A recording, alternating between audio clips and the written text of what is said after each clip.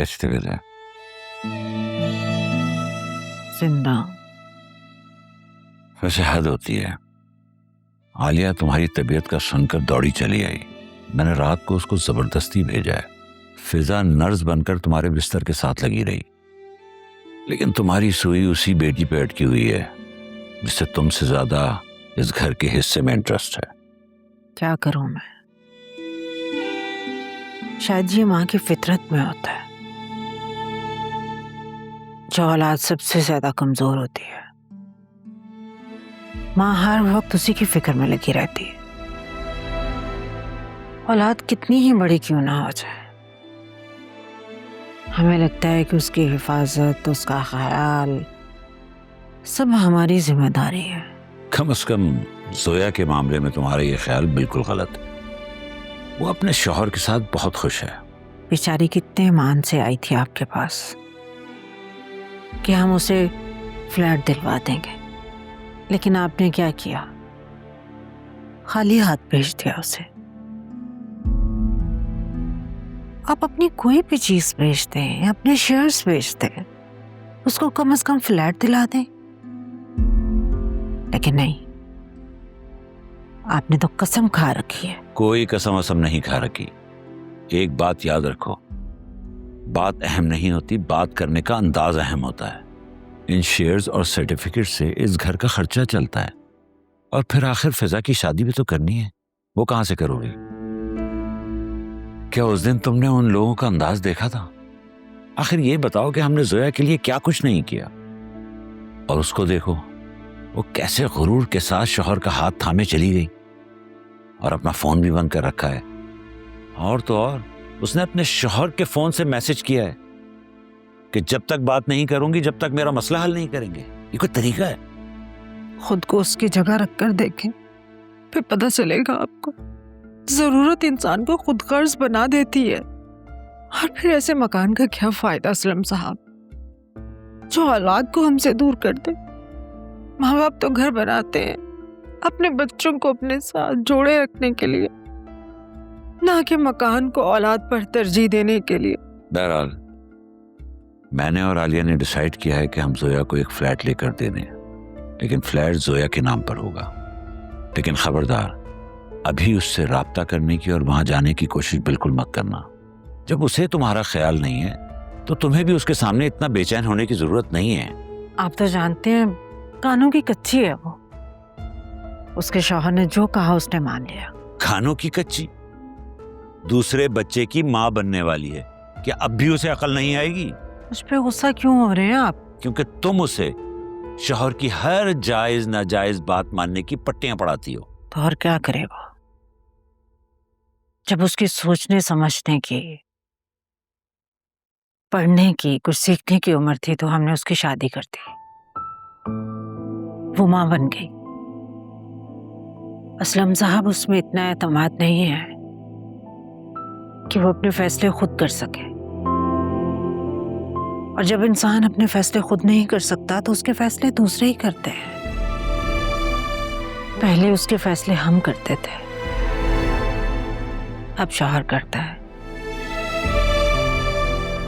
कल को औलाद करेगी, हमारी गलती है, हमने उसके साथ जुल्म किया है, उसकी तालीम मुकम्मल नहीं होने दी। और अब मैं उसके लिए कुछ भी अच्छा करने का सोचती हूँ तो मेरे अंदर एहसास पैदा होता है कि शायद मैं अपनी बेटी के लिए कुछ अच्छा कर रही हूँ। और अब मैं उसके लिए कुछ भी अच्छा करने का सोचती हूँ तो मेरे अंदर सिर्फ एक ही ख्याल आता है कि मैं अपनी गलती का अज़ाला कर रही हूँ।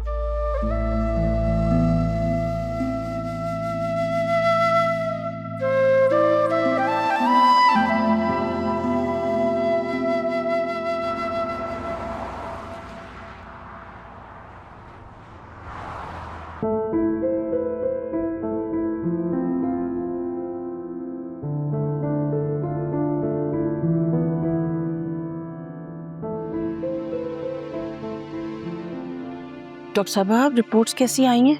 रिपोर्ट्स तो बिल्कुल ठीक आई हैं।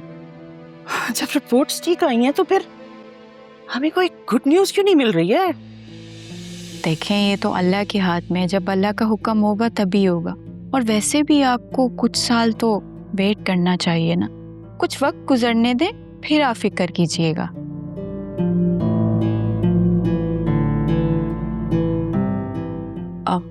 Thank you doctor. अरे रुको भाई, मेरी बात अभी पूरी कहाँ हुई है? देखिए डॉक्टर साहब, आपने अगर मजीद टेस्ट करवाने हैं तो करवाएं, और दवाएं लिख कर देनी है तो दे दें। बस अल्लाह ताला मेरे वासी को जल्द से जल्द औलाद दे दे।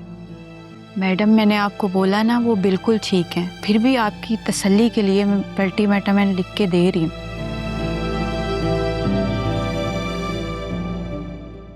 मैडम, एक बात बोलूं, अगर आपको बुरा ना लगे तो, आप मुझे अच्छी खासी पढ़ी लिखी लगती हैं और आपकी बहू भी, फिर भी आप ऐसी बातें कर रही हैं।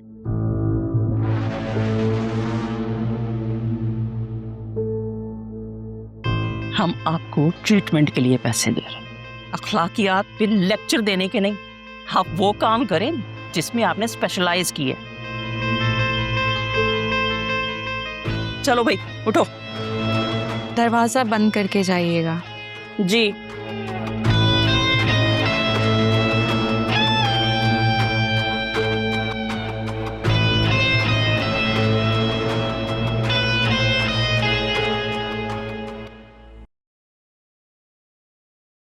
अकरम, जी भाई। बात सुनो।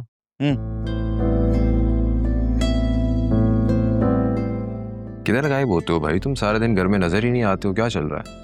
अरे आपको बताया था, पैडल कोर्ट का सेटअप स्टार्ट कर रहा हूँ। जगह फाइनल हो गई है, एडवांस भी दे दिया है, बस कंस्ट्रक्शन स्टार्ट हो रही है, उसी में मसरूफ हूँ। ना किसी से कोई मशवरा किया, ना किसी से कोई माली मामला डिस्कस किए। काफी बड़े हो गए हो तो। मेरे एक दोस्त है सुल्तान भाई, सारी इन्वेस्टमेंट वो कर रहे हैं। बस समझ लो उसका और मेरा कनेक्शन ऐसा है जैसे मेरे और आपके ताल्लुकात है ना, बिल्कुल भाइयों वाले मामलात हैं। बहुत जल्द आपको उससे मिलवाऊंगा।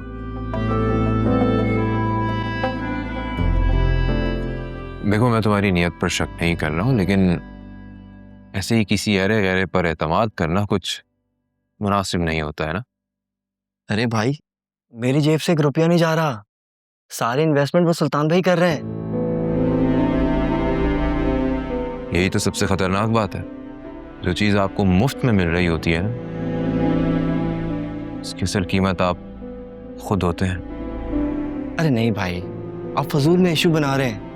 मैं उस सुल्तान पे ना आंख बंद करके भरोसा कर सकता हूँ, और उन्होंने मुझे क्या कहा है, सारे लीगल डॉक्यूमेंटेशन, सारे पेपर वही करेंगे। आप बेफिक्र रहें, मैं आपको भरोसा दिलाता हूँ, आपसे हर बात शेयर करूंगा।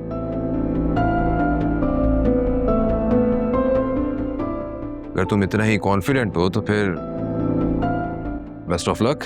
गले नहीं मिलेंगे यार। अब देखो, ये जबरदस्त सेटअप स्टार्ट किया, और पसंद आएगा आपको। फोकस होके काम करना है, ठीक है? खैर तो है, आज दोनों भाइयों में बड़ा भाईचारा नजर आ रहा है। 2 भाई मिलके हंसी खुशी बात कर रहे थे, उसी दौरान हमारी प्यारी मम्मी आ गई।